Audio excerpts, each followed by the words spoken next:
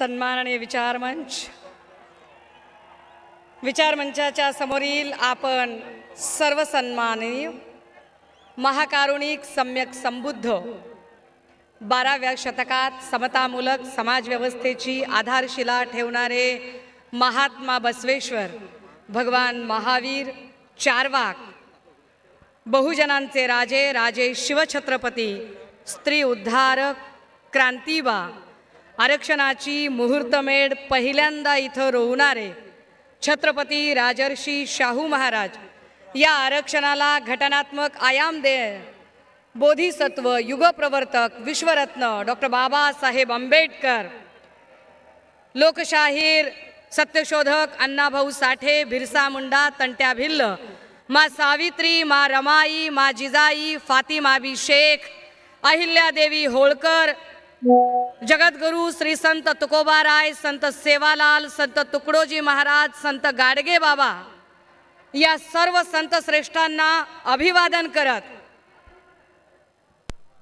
ज्यांनी रक्ताचं पाणी करून आणि हाडाचं काळं करून ही शिवसेना मराठी माणसाच्या हितासाठी घडवली वाढवली, त्या वंदनीय बाळासाहेबांच्या आशीर्वादाने आणि त्यांच्याच विचारांवर चालणाऱ्या सन्माननीय पक्षप्रमुख उद्धव साहेबांच्या आदेशाने मी आपल्या सगळ्यांच्या समोर आज उभी आहे। आपल्या सगळ्यांना आज अशोका विजयादशमी, धम्मचक्र प्रवर्तन दिन तथा दसऱ्याच्या मनपूर्वक लक्ष लक्ष शुभेच्छा। मंडळी, मी काहीही बोलण्याच्या आधी 2 ओळी इथे सांगितल्या पाहिजेत। हो कहीं पीड़ पर्वत सी पिघलनी चाहिए, हो कहीं पीड़ पर्वत सी पिघलनी चाहिए, इस हिमालय से फिर से नई गंगा निकलनी चाहिए। अब तो दीवार भी पर्दों की तरह हिलने लगी है, शर्त है कि बुनियाद हिलनी चाहिए। हर गांव, हर नगर, हर डगर, हर शहर, हर गांव, हर नगर, हर शहर, हर डगर, लाश भी हाथ लहराती निकलनी चाहिए। सिर्फ हंगामा खड़ा करना मेरा मकसद नहीं है, मेरी कोशिश है कि ये सूरत बदलनी चाहिए, ये सूरत बदलनी चाहिए। दादा हो, मागच्या दीड महिन्यापासून मी सातत्यानं एक भूमिका मांडते आणि भूमिका मांडते ती महाराष्ट्राच्या हिताची, महाराष्ट्रातल्या तरुणाईच्या हिताची। हा महाराष्ट्र ड्रग्ज मुक्त झाला पाहिजे, हा महाराष्ट्र नशामुक्त झाला पाहिजे। आज विजयादशमीचा दिवस आहे आणि आजच्याच दिवशी सद्गुणांनी दुर्गुणांवर मात करण्याचा दिवस म्हणून एक संकल्प करण्यासाठी म्हणून मी उभी आहे। महाराष्ट्राचा उडता पंजाब होऊ नये ही अपेक्षा घेऊन आम्ही सातत्यानं एक भूमिका मांडण्याचा प्रयत्न करत आहोत। पण काय परिस्थिती आहे, मी आपल्याला जरा आकडेवारी आधी सांगितली पाहिजे आणि पुन्हा बोललो पाहिजे। 10 ऑक्टोबरला नाशिकमध्ये 300 कोटीचा एमडी ड्रगचा साठा सापडला। 16 ऑक्टोबरला सोलापूरमध्ये 16 कोटीचा एमडी ड्रगचा साठा सापडला। 19 ऑक्टोबरला मुंबईमध्ये 71 कोटीचं कोकेन जप्त केलं गेलं। 22 ऑक्टोबरला संभाजीनगरमध्ये 500 कोटीचं कोकेन जप्त केलं गेलं। 23 ऑक्टोबरला मोखाडा जिल्हा पालघरमध्ये पुन्हा ड्रगचा कारखाना सापडला। आता येताना एक बातमी बघितली की ड्रगचा नष्ट करण्यासाठी मुळा नदीच्या पात्रातच सोडण्याचा प्रयत्न झाला। काय ड्रगची परिस्थिती आहे। मी जेव्हा हे सगळं बोलते त्यावेळेला महाराष्ट्रातल्या कुठल्याही लेकीला, बहिणीला, आईला, पत्नीला जिला जिला वाटतं की आपल्या घरामध्ये व्यसन नसलं पाहिजे, आपला भाऊ, आपला नवरा, आपला बाप, आपला लेक कुठल्याही व्यसनाच्या अधीन नाही गेला पाहिजे, व्यसनामुळे कुठलाही कुटुंब उद्ध्वस्त नाही झालं पाहिजे, तो प्रत्येक जण माझ्या भूमिकेशी सहमत असेल, तो प्रत्येक जण ही भूमिका मान्य करेल। काय भूमिका मांडतोय आम्ही? आम्ही साधी भूमिका मांडली की अरे दादा अरे नाशिकला जर एवढा शेकडो कोटीचा ड्रग सापडतो तर नाशिकचा पालकमंत्री काय गोट्या खेळत होता का? आम्ही भूमिका मांडतोय की एक्साईजचा मंत्री काय करतो, काय चाललेलं असतं पुण्यातल्या एसपीचं, आणि हे सगळे प्रश्न विचारले की मंत्री धमकावतात, घाबरवतात आणि म्हणतात काय, आम्ही तुमच्यावर अब्रू नुकसानीचा दावा करू, आम्ही नोटीस पाठवू, आम्ही हे करू, आम्ही ते करू.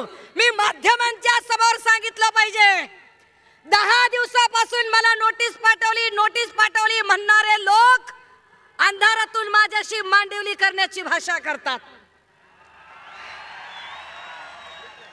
नावं घ्यायची आहेत का?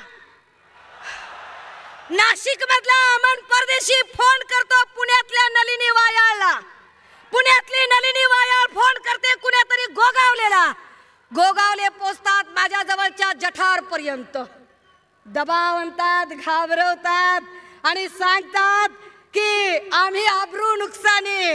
अरे मीडियात एक बोलता, इकडे एक बोलता, खरं काय खोटं काय?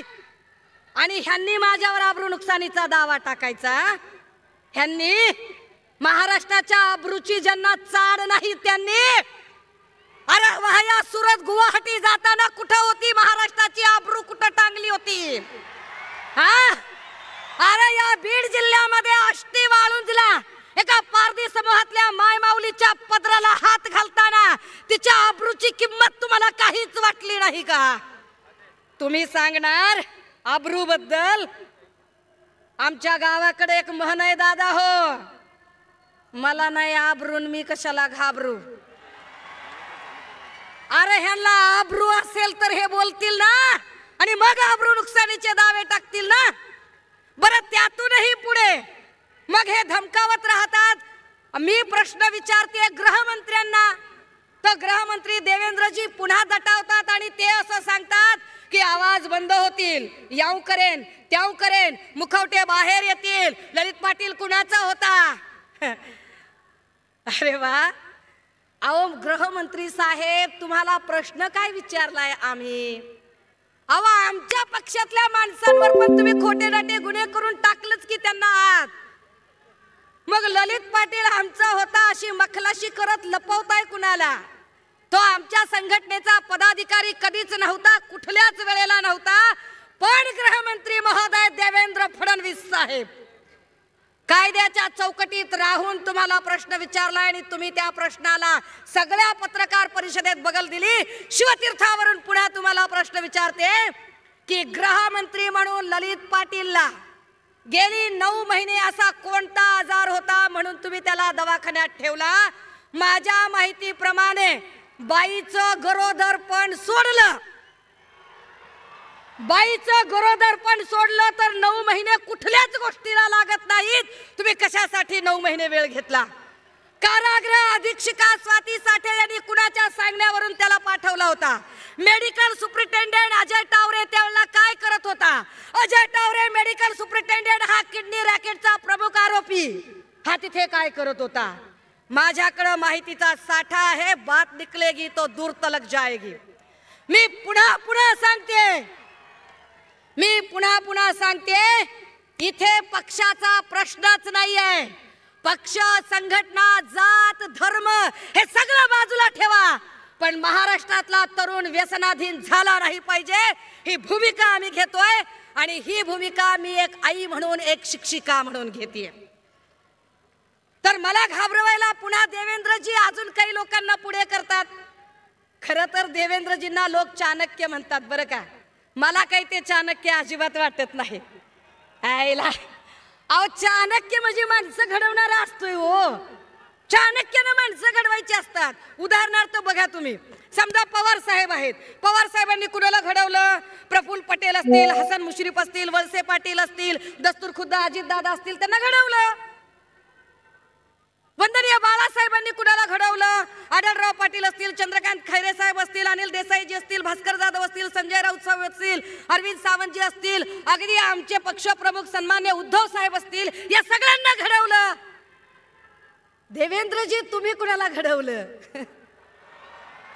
देवेंद्रजींनी कुणालाच घडवलं नाही, देवेंद्रजींनी फक्त जमवलं.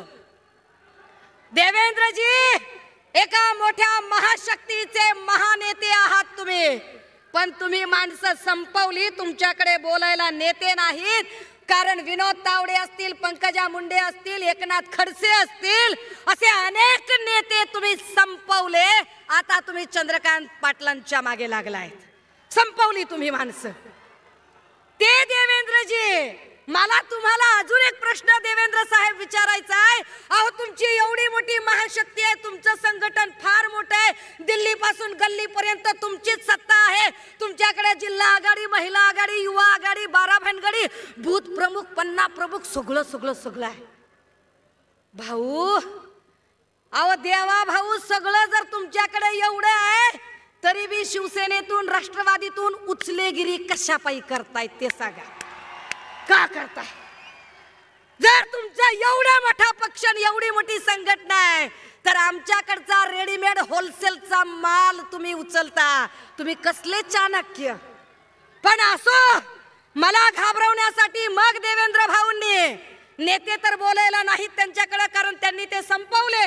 मग त्यांनी त्यांची बार्किंग ब्रिगेड काढली. ही बार्किंग ब्रिगेड फार भारी आहे. हे असे छो म्हणले की उभे राहतात. या बार्किंग ब्रिगेड मधला एक मराठी पुढे आला आणि म्हणाला, हम उसका महुआ मोइत्रा करेंगे. अरे मला सन्मान वाटला मला महुआ मोइत्रा म्हणल्यावर. परंतु बार्किंग ब्रिगेड मधला हा मराठी माणूस देवेंद्र फडणवीस साहेब, तुम्ही महाराष्ट्र नासवलाय.